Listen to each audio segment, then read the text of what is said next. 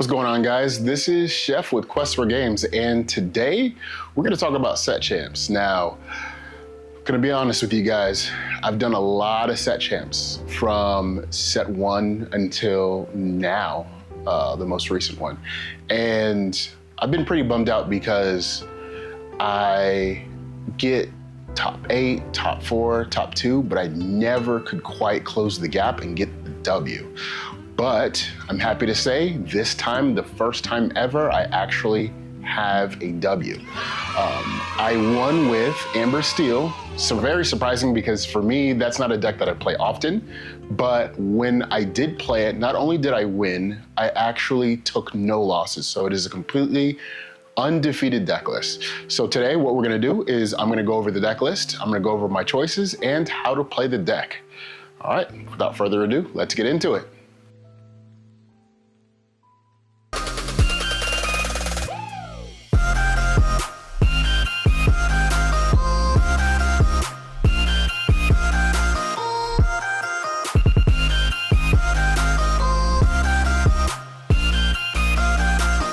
Okay, so this is an Amber Steel deck.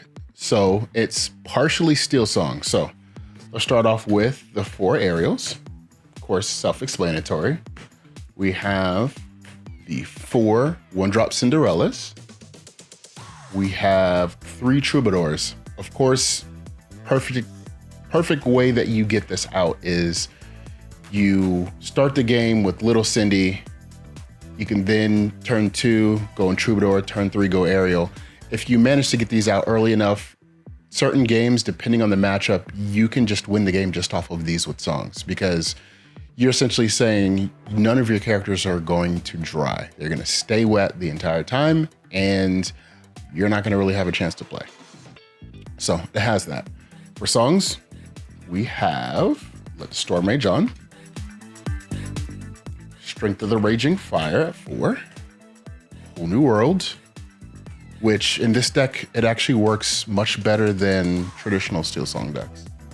That's what I like. And then 3 Along Came Zeus, because as you know, you have to be able to answer things like Shark Maui and other characters that are really big. So that's pretty much it for the song package. It's pretty self-explanatory. You sing songs, you control the board.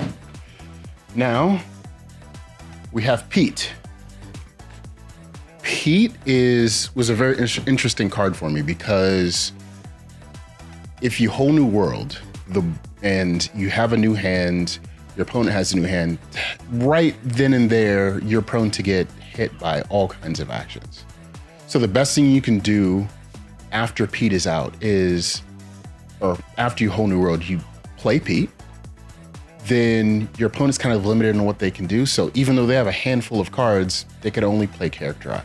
So the good thing with Pete is if you keep wheeling a Whole New World and then keep hitting them with Pete, depending on the type of deck, that can win you a game all on its own. All right, and then we have for Smee. So Smee, as you know, it can hold damage, it can hit for a lot, it can quest for 2. Your opponent has to answer it, and if they answer it early game, they lose a character. So you get your 2 lore, they lose a character, it's a win-win. Same for Lawrence. Lawrence is really important because he can hit for 4. So if you have pesky locations to get rid of, you can help get rid of them sooner than you would in a normal song deck. And he also quests for 2, and same thing as Smee. If they hit it, they're probably gonna lose that character because not a lot of characters can eat 4 damage. And then as they're hitting those, you hit him with Rapunzel. Usually for me, Rapunzel didn't come out much in Steel Song decks. And this one, it does, especially with the cards that are gonna come after this. If your opponent starts hitting, they usually hit for on average for 3. And they're like, I'll just take it out next turn with something smaller. You heal for 3, you draw 3. If that happens, you probably won the game because now you're saying, I have 4 lore on board, you still haven't answered it, you probably lost a character, and I just drew 3 cards, which means you didn't have to Whole New World or give them new cards. So Rapunzel is definitely a mainstay in this deck. Now we have Bolt. So I really like playing Bolt in here because I'm sure as anybody has seen or played with Steel Song, there's times you draw more than one whole new world and you can't do anything with it. So the good thing with Bolt is when you quest with him, you can discard that whole new world and essentially get another card. So self-replacement, it's really good. It's really good consistency card, and it's a 1/3, so it can't just get hit by, 2 damage and just die from a common song. Then we have for Simba, same thing, another 1-drop for the deck and more consistency. You can draw a card, discard a card, and you can get rid of those pesky whole new worlds that are clogging your hand, or any card that's clogging your hand. Or let's say you're like, I have too many copies of this. It's just essentially a good way to keep up your consistency in your deck. So this card has been amazing. What this does is at the end of your turn, this character is exerted, you may ready your other characters. Very simple effect. It's a 4/4. It's a shift 3. So on turn 3, if you shift Little Simba on top of him, then you can sing a whole new world. You can sing Along Came Zeus. You can do a lot with this. And the beautiful part about this is if you have other singers that already sang, then they ready them. And so like your arrows are protected unless they hit an action. They can't essentially attack into your other characters, which I really like. And lastly, actually second to last, the blood and bones of this deck, Bolt, shift line. Shift 3, whenever you ready this character, gain 1 lore for each undamaged character you have in play. You could also exert an advantage chosen a losing character, which I have never done yet, but maybe that day will come in the next set. But the reason this card is good is you can flood the board, and if he's exerted, at the start of your turn, he readies. For every undamaged character you have, you gain a lore. That can add up to quite a bit because we're playing a lot of 1-drops and a lot of 2-drops. So your opponent has to take out the Bolt before you get to a point where you have too wide of a board. There's been many games I've won on turn 5 with Bolt.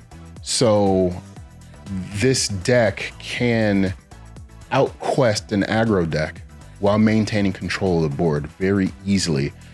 And when you have Simba on board, let's say these are all a bunch of other cards, right? You have them all exerted. Let's say these all quest for 1. So 1, 2, 3, 4, 5, 6, 7. So you quested for 7. Then end of your turn, you're all ready. Now you have 1, 2, 3, 4 more other undamaged characters. Now Bolt triggers again and you get your lore. So it's really good combination with Simba, as you can see, and you get a massive amount of lore really early in the game. And last but not least, we are playing 3 copies of Sven.